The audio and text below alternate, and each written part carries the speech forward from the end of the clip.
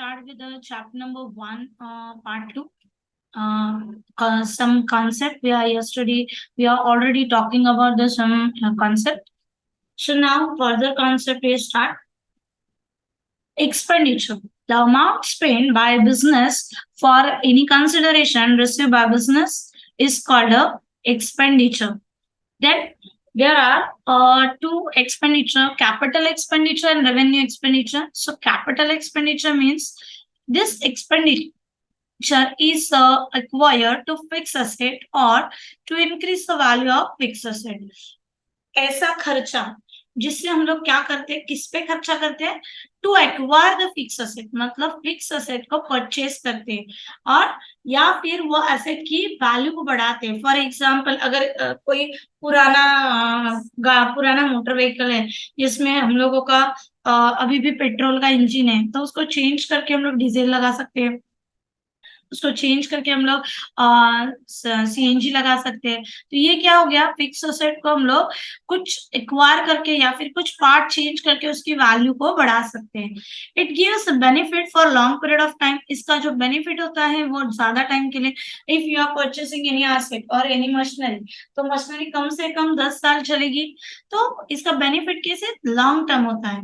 It is a non recurring in nature. Non recurring मतलब बार बार ना होने वाली चीजें.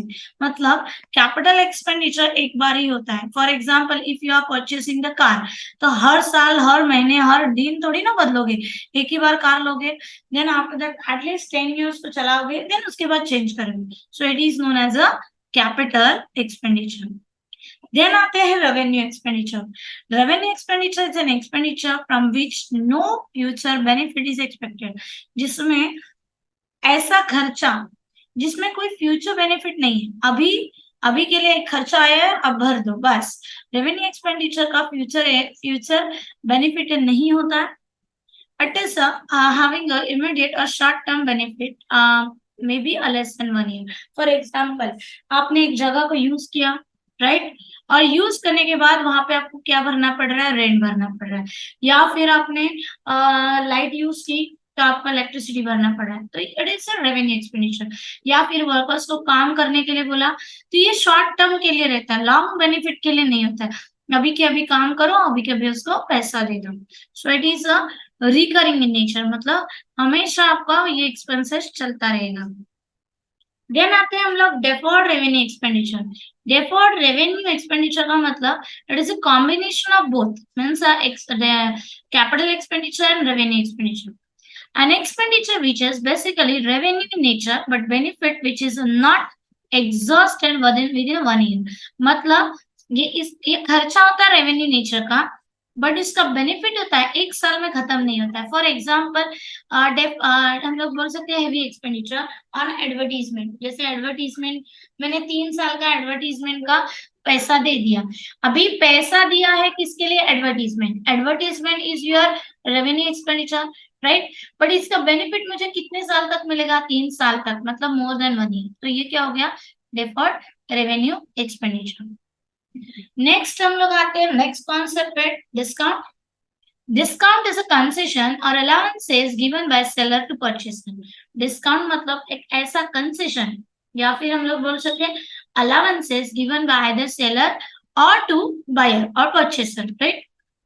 कैसे, देखो, अगर आप दुकान में जाते हो, अभी अभी तो मानसून सीजन चल रहा है, तो अगर हम लोग मानसून में कहीं पे भी जाते हैं तो यहाँ पे देखो क्लोथ्स के बहुत सारे डिस्काउंट लगे, 50% डिस्काउंट, 30% डिस्काउंट. ये क्यों देते हैं, ये आपको एज अ अलाउंसेस या फिर एज अ डिस्काउंट देते हैं. क्यों देते हैं, ताकि उनका ज्यादा से ज्यादा माल खत्म हो जाए, या फिर हम लोग बोल सकते हैं या उनको इन कैश कर सके वो लोग, मतलब ज्यादा से ज्यादा पैसा आ सके. क्योंकि ड्यूरिंग दिस सीजन पैसे सेल नहीं होता है, तो इस सीजन में आपको ज्यादा से ज्यादा सेल करना है, इसके लिए आप क्या देते हैं, डिस्काउंट. तो discount is nothing but a concession दिया जाता है ओरिजिनल प्राइस पे. उसमें 2 टाइप के डिस्काउंट है, एक होता है ट्रेड डिस्काउंट और दूसरा होता है cash discount. So trade discount it is allowances given to catalogue price. Catalogue मतलब मेन प्राइस जो मैन्युफैक्चरर से आती है, और list price. This discount is allowed at a time of purchase और सेल ऑफ गुड्स. देखो ट्रेड डिस्काउंट कब मिलता है? If you are giving a big amount of units, आप बहुत ज्यादा परचेस कर लोगे। जैसे दुकान में देखो, आप एक शर्ट परचेस करने जाओ, समझो वो शर्ट्स की प्राइस है समझो 500, एक शर्ट परचेस करने जाओ, कितना भी बार्गेन करोगे ना, तो वो ज्यादा से ज्यादा 450 के नीचे नहीं आएगा, अगर ब्रांडेड है तो। हाँ, ब्रांडेड में वैसे भी bargaining is not possible, right? अगर आप उसी जगह पे 10 अगर शर्ट्स लेते हैं, तो immediately the purchase price will be lower, मतलब कम कर देते, क्योंकि ज्यादा ले रहे हो ना। Means whenever you are purchasing the more quantities, ज्यादा क्वांटिटी आ जाती है, तो उस टाइम क्या आता है तुम्हारा? Trade discount. तो ट्रेड डिस्काउंट जनरली किसको मिलता है? होलसेलर होते हैं, और बड़े बड़े रिटेलर्स होते हैं, तो उनको ये मिलता है। मतलब मैन्युफैक्चरर ज्यादा से ज्यादा क्वांटिटी जो भी लेगा उसको डिस्काउंट देता है। देन आते हैं हम लोग cash discount. It is a concession given for encouraging prompt payment. Cash discount का मतलब क्या है? ये कंसेशन है, क्यों देते हैं? फॉर एनकरेजिंग प्रॉम्प्ट पेमेंट, अभी के अभी पैसा देने के लिए। समझो फॉर एग्जाम्पल, आप एक क्रेडिटर हो, राइट? मतलब बड़ी कंपनी के आप क्रेडिटर हो, राइट? तो अगर वो बड़ी कंपनी से आपको अभी के अभी पैसा चाहिए, या फिर एक 10 दिन में पैसा चाहिए, आप डिस्काउंट दे दो। आप बोलो कि आपका बिल अगर समझे 1 लाख का है, तो 2,000 डिस्काउंट लेके मुझे 98,000 दे दो। तो अगर 1 लाख के बदले में अगर आप 98 लोगे, तो वो मानेगा, वो दे देगा आपको पैसा। तो डिस्काउंट, कैश डिस्काउंट मतलब क्या? अभी के अभी अगर मुझे पैसा चाहिए, तो मैं क्या दूंगी? Cash discount. Then next concept पे आते हैं हम लोग, सॉल्वेंट। सॉल्वेंट मतलब क्या होता है? If a person asset are more than his liability, जिसके पास एसेट इतना है कि उसकी लाइबिलिटी वो पे कर सके, और इक्वल टू हिज लाइबिलिटी। समझो मेरे पास 10 लाख है और 10 लाख का कर्जा है, तो आई एम एबल टू पे दैट लाइबिलिटी, मैं 10 लाख निकाल के वो कर्जा में पे कर सकती हूँ। He is called as a solvent person. तो उस पर्सन को हम लोग क्या बोलते हैं? Solvent person. मतलब जिसके पास, जिसकी एबिलिटी है कि वो कर्जे को पे कर सके। Insolvent, a person whose liability is more than his asset। मतलब ऐसा बंदा कि जिसका कर्जा बहुत ज्यादा है, जितना उसके पास प्रॉपर्टी नहीं है, ठीक है? सो प्रॉपर्टी अगर बेचेगा तो भी वो उसका कर्जा पे नहीं कर पाएगा। Means the person who has no don't have an ability to pay the debt, जो उसका अपना कर्जा पे नहीं कर सकता, जिसको हम लोग कंगाल बोलते हैं, दिवालिया बोलते हैं, राइट? तो ये सब कौन है? इंसॉल्वेंट। जैसे एग्जाम्पल अगर देने जाए तो हम लोग किंगफिशर का एग्जाम्पल ले सकते हैं। सो बहुत सारा कर्जा ले लिया और वो पे नहीं कर पाया, इसके लिए भाग गया, so he is an insolvent. Then आते हैं हम लोग अकाउंटिंग ईयर। अकाउंटिंग ईयर का मतलब क्या होता है? A period of 12 months for which accounts are maintain and close by proprietor. Earlier proprietor will follow the accounting any accounting year. जैसे अभी तो 12 महीने का ही हम लोगों का अकाउंटिंग पीरियड होता है। So either it was start with June, एक 1 जून से स्टार्ट होगा और 30 मई को खत्म होगा, या फिर 1 अप्रैल से। फाइनेंशियल ईयर तो 1 अप्रैल से स्टार्ट होता है, 31 मार्च को खत्म होता है। एजुकेशनल ईयर हमारा 1 जून से स्टार्ट होता है और 30 मई को खत्म होता है। कैलेंडर ईयर हम लोगों का चालू होता है January 1 और खत्म होता है 31 दिसंबर। तो ये क्या है? सारे अकाउंटिंग ईयर्स, जिसमें 12 मंथ्स का पीरियड आता है। देन आते हैं हम लोग नेक्स्ट कॉन्सेप्ट पे, goodwill. Goodwill is a reputation of a business express in terms of money. Goodwill क्या है? एक रेपुटेशन है, जिस रेपुटेशन से हम लोग क्या कर सकते हैं? एक्सप्रेस कर सकते हैं कि वैल्यू ऑफ मनी क्या होगा। ओके, सो एग्जाम्पल अगर लेते हैं, अगर आपको कबर्ड परचेस करना है, ठीक है, तो आप क्या सजेस्ट क्या करोगे? अगर मुझे कबर्ड परचेस करना है, तो गोदरेज, राइट? तो गोदरेज का नाम है, उसका गुडविल है, ठीक है। देन अगर आपको कोई भी प्रोडक्ट अगर लेना है, तो इमीडिएट किसी का ब्रांड का नाम आपके साथ, समझो मुझे चप्पल लेना है, तो क्या नाइकी का नाम आता है सामने? Because it has an brand. तो ब्रांड मतलब क्या हो गया? गुडविल, उसका reputation.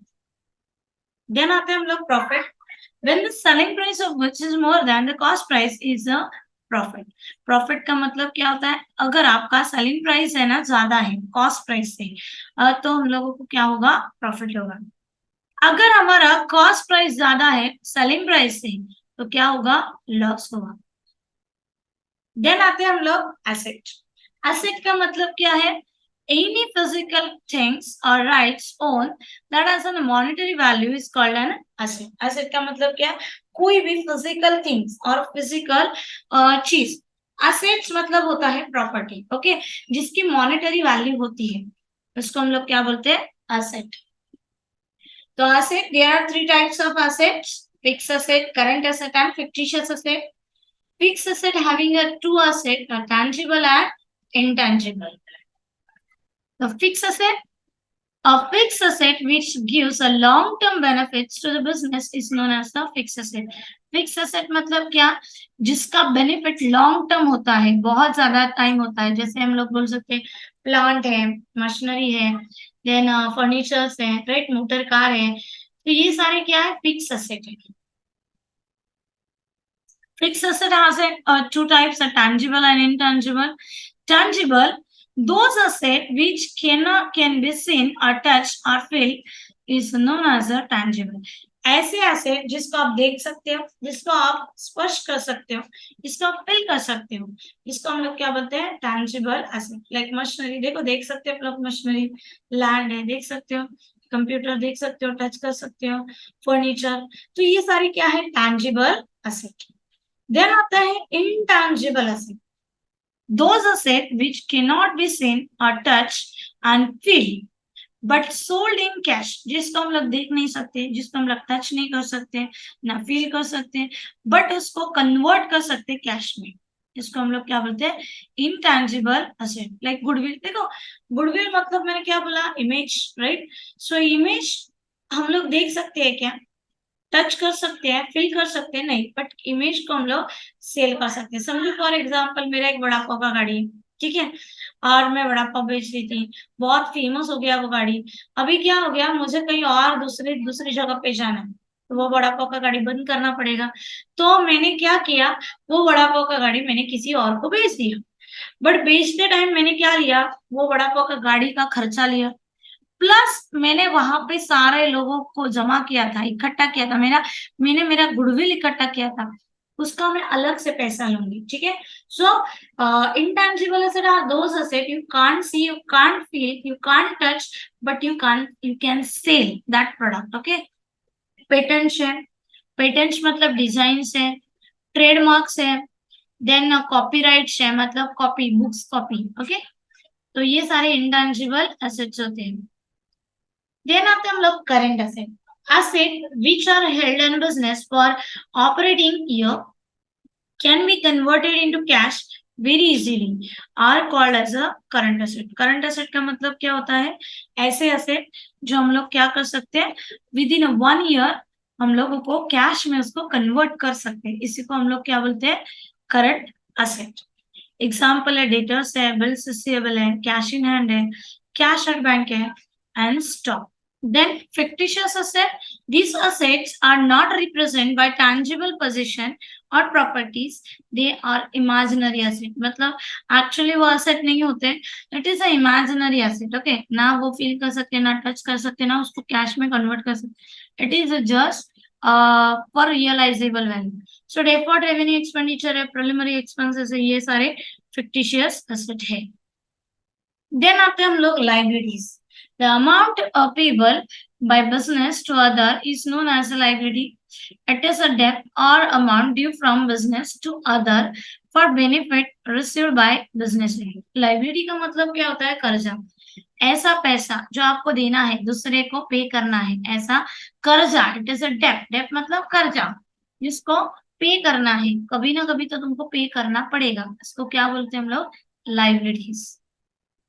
Liabilities has two types of fixed liabilities and current liabilities, and then tangible liability, intangible liability.